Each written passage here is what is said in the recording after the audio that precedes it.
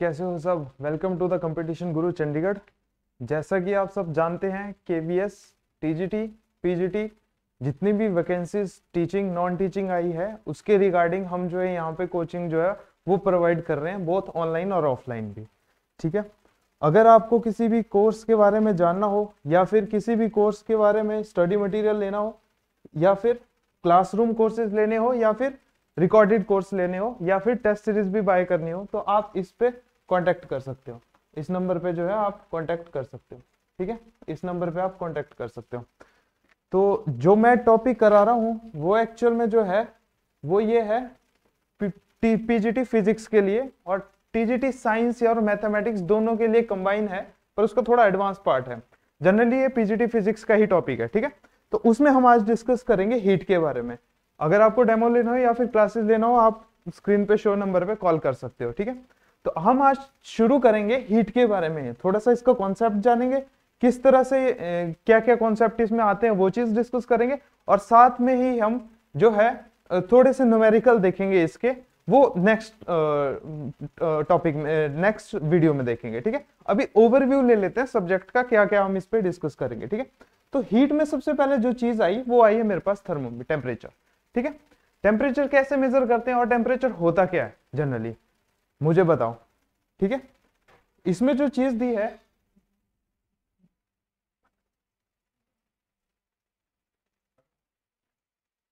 जैसी टेम्परेचर है बॉडी का वो क्या मेजर करता है, it is a physical quantity कि how much it is hot और how much it is cold, वो चीज बताता है टेम्परेचर। ठीक है, तो टेम्परेचर को मेजर करने के लिए हमारे पास कुछ सारी चीजें होती है जैसे कि थर्मोमीटर।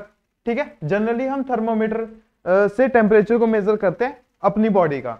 वैसे ही होते हैं लैब थर्मोमीटर्स जिसका जो वैल्यू होती है वो थोड़ी ज्यादा होती है। जैसे देखो यहाँ पे कितनी है, सिर्फ थोड़ा सा ही दिया होता है, ये कुछ डिग्री तक ही मेजर कर सकता है। वैसे लैब के थर्मोमीटर जो है वो अलग होते हैं।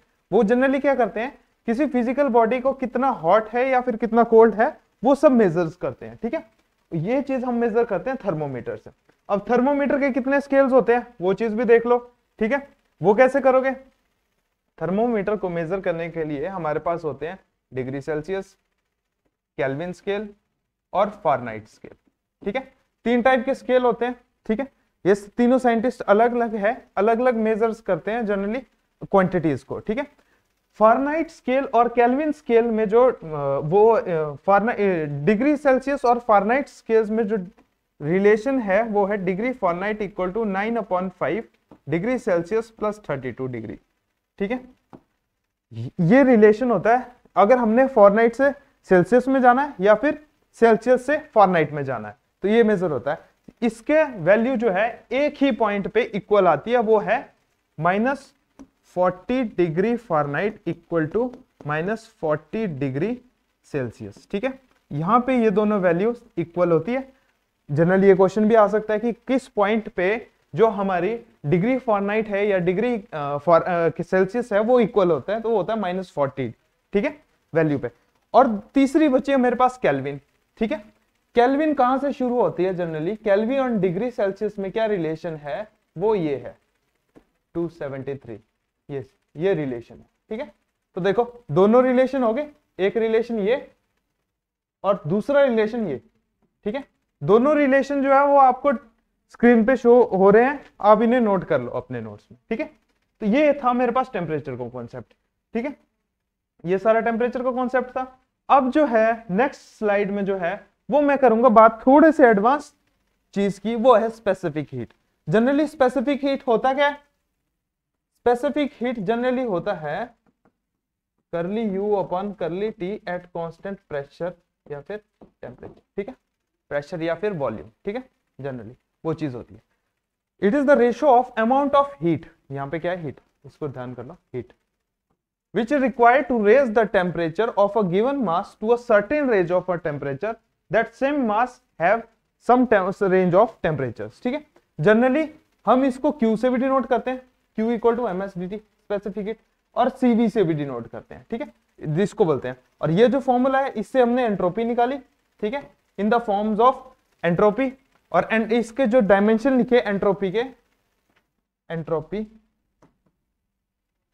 यूनिट्स, वो मेरे पास है जूल पर केल्विन पर किलोग्राम, ठीक है। और इसके डायमेंशन जो है वो इस तरीके से आ गए, ठीक है। ये जो मैंने शो किया किसके हैं, ये ms डेल्टा टी, ठीक है, या फिर एंट्रोपी के डायमेंशन ये, ठीक है।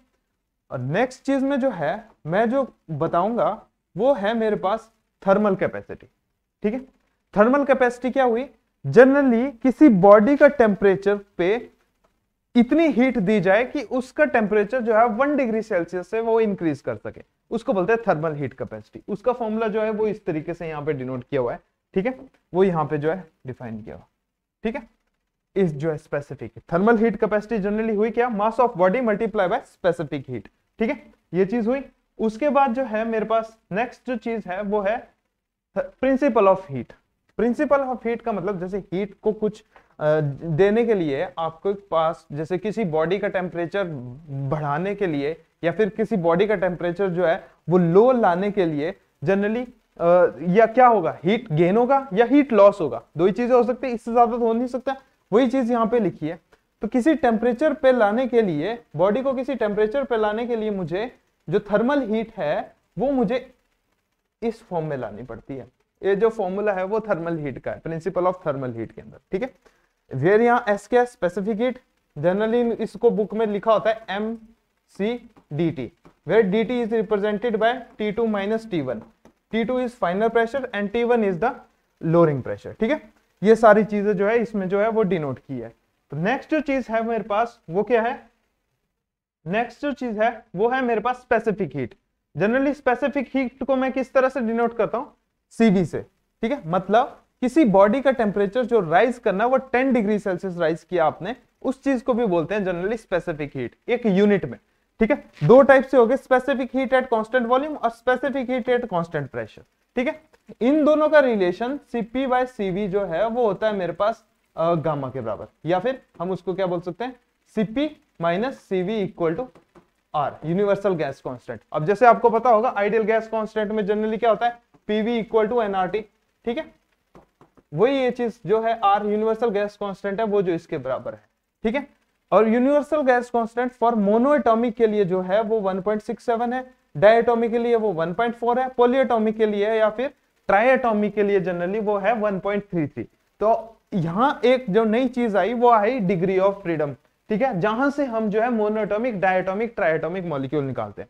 मोनोएटॉमिक मॉलिक्यूल मतलब सिर्फ 1 डायमेंशन में मूव करते हैं, डायटॉमिक मतलब 2 डायमेंशन में मूव करते हैं, और ट्राइएटॉमिक मतलब 3 डायमेंशन में वो उन सबको मूव करते हैं, ठीक है।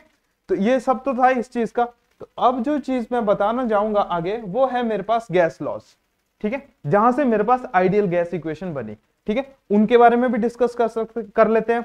जो फर्स्ट जो मेरे पास है वो है बॉयल्स लॉ।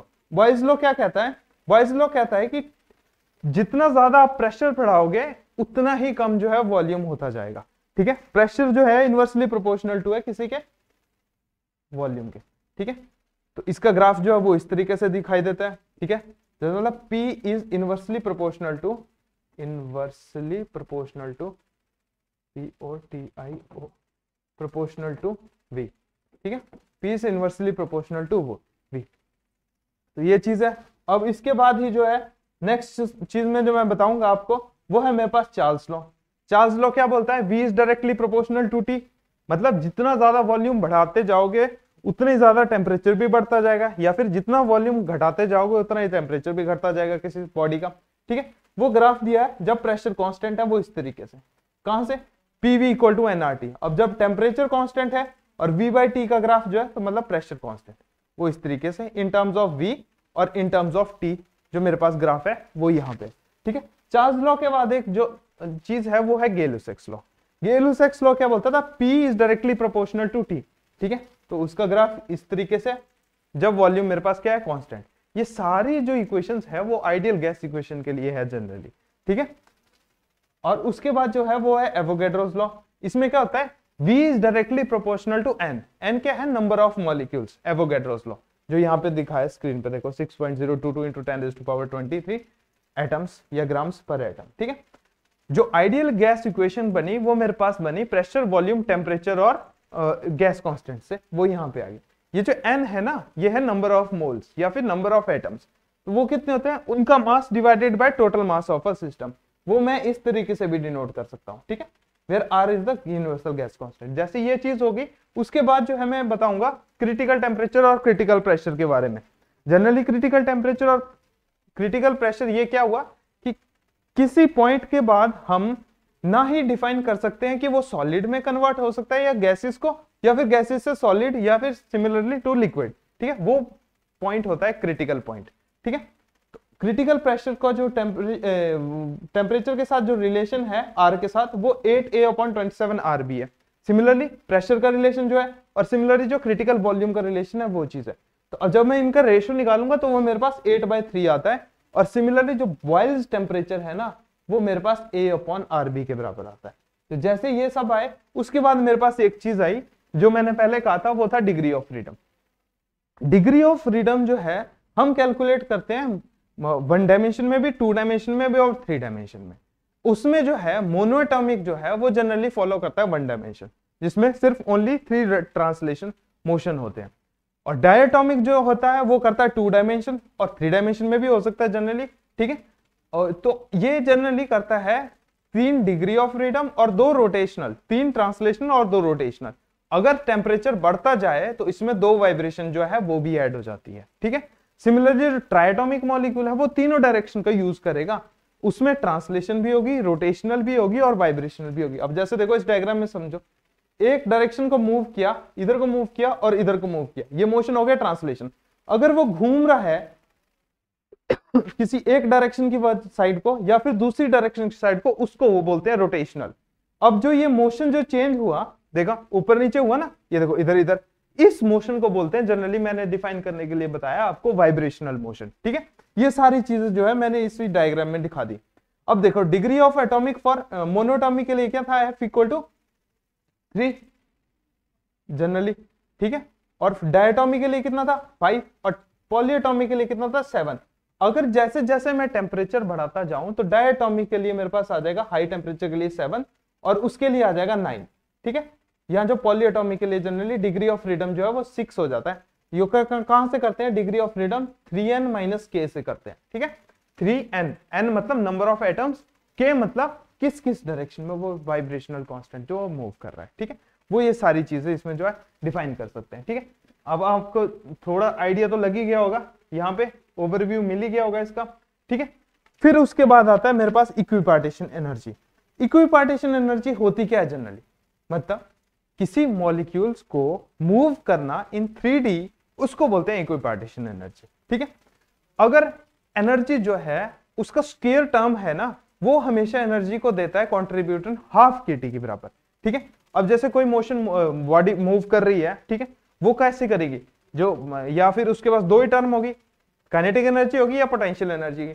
काइनेटिक एनर्जी क्या होती है, ½ mv² in the form of v² है, मींस वो क्या करता है ½ kT को कंट्रीब्यूट करता है। सिमिलरली अगर हम उसमें पोटेंशियल भी उसी तरह का दे दें स्क्वायर के टर्म में, तो वो भी ½ kT के बराबर देगा। तो एक एनर्जी किसके बराबर आती है, ½ kT plus ½ kT total energy, वो होती है kT के बराबर। के जो बोल्ट्जमैन कांस्टेंट है उसको हम जो है कन्वर्ट कर देते हैं R, ठीक है, यूनिवर्सल गैस कांस्टेंट के साथ। तो U जो है मेरे पास, अगर मैं मोनोटॉमिक का 3 डायमेंशन में लूं तो वो 3/2 kT होगी, डायटोमिक ले लूं तो 5/kT होगा, और पॉलीएटॉमिक के लिए जो जनरली क्या होगा 3RT होगा, ठीक है, ये चीज होगा। सिमिलर वैसा रिलेशन जो है मोलर स्पेसिफिक हीट के साथ भी है डिग्री ऑफ फ्रीडम का, गामा का, ठीक है, एडियाबैटिक प्रोसेस में। अब एडियाबैटिक प्रोसेस से पहले मुझे यहाँ पे एक चीज बतानी होगी, वॉन डेर वाल इक्वेशंस, ठीक है। वॉन डेर वाल इक्वेशन क्या थी,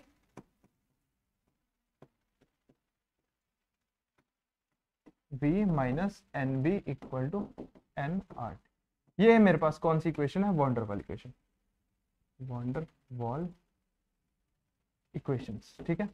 ये मेरे पास कौन सी इक्वेशन आ गई, वॉन डेर वाल इक्वेशन, ठीक है, जिसको जनरली हम एडियाबैटिक इक्वेशन भी कहते हैं, ठीक है। ये वाली इक्वेशन जो है जनरली, आइडियल गैस जो है वो हर जगह वैलिड नहीं होती, तो उसमें कुछ ना कुछ टेम्परेचर, प्रेशर, वॉल्यूम, हम एक समय में उनको एक कांस्टेंट नहीं रख सकते, इसीलिए हम जो क्या करते हैं वॉन डेर वाल इक्वेशन का भी यूज करते हैं, ठीक है। उसमें जो ये गामा है, दूसरी होती है PV⁻⁻ = कांस्टेंट, ठीक है, इन टर्म्स ऑफ P और V। In terms of V, VT⁻⁻ -1 = constant, ठीक है, ये रिलेशन भी होता है। जो हमने यहाँ पे ये यूज किया वो तो PV raise to power gamma जो है वो यूज किया, ठीक है, वो सारे यूज किया। आगे जो करेंगे हम काइनेटिक थ्योरी ऑफ गैसेस। अब देखो वंडर वॉल इक्वेशन आ गई, टेम्परेचर भी बढ़ गया। अब हमने करना है कि मॉलिक्यूल्स मूव कैसे करते हैं उसके बारे में भी हमने डिस्कस करना है, ठीक है। तो क्या करेंगे, सबसे पहले कंसीडर करेंगे कि एक बॉक्स मेरे पास हो जिसमें total number of molecules n हो, ठीक है। हमने कंसीडर करना है उसमें से एक ओनली, ठीक है। जैसे ही एक कंसीडर किया वो मतलब किसी भी डायरेक्शन में मूव कर सकता है, ठीक है। पार्टिकल जो है वो सारे उनके बीच में कलीशन जो है वो इलास्टिक हो और वॉल के साथ टकराने वाली एनर्जी जो है वो हमने कैंसिल कर दी, ठीक है। जैसे आप इसमें देख सकते हो यहां से क्या है, पहले कोई पार्टिकल मूव किया यहां तक, फिर वो जिस जिस से भी टकराएगा, ठीक है, उसका मोशन जो है वो हमने डिस्कस करना है, ठीक है। यहां से हमने जो है प्रेशर निकाला। देखो अगर मैं इस वॉल की अराउंड जो है वो लूं, क्या बोलते हैं, प्रेशर लो इस वॉल के अराउंड लो, तो उसका मोशन इस डायरेक्शन में जो है यू नेगेटिव है और उस डायरेक्शन में जो है वो पॉजिटिव है। तो डेल्टा पी एक्स जो है वो मेरे पास आ गया 2 म्यू एक्स। वैसे ही फोर्स इंटू डेल्टा टी हो गया डेल्टा पी एक्स के बराबर, और वो चीज आ गई मेरे पास यहाँ। तो प्रेशर जो है वो मैं कर सकता हूँ डिनोट इस तरीके से, ठीक है।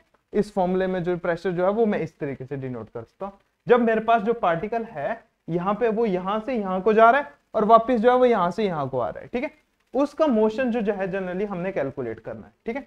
वो चीज कर लिया, उसका प्रेशर कितना हुआ ये।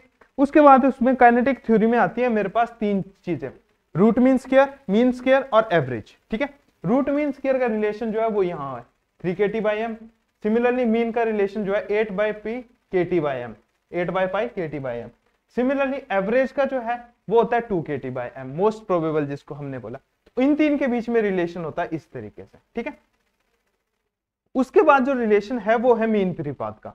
मीन फ्री पाथ क्या है, मीन फ्री पाथ का मतलब है कोई बॉडी मूव कर रही है किसी भी डायरेक्शन में किसी भी पार्टिकल के साथ जो है वो टच करके, ठीक है।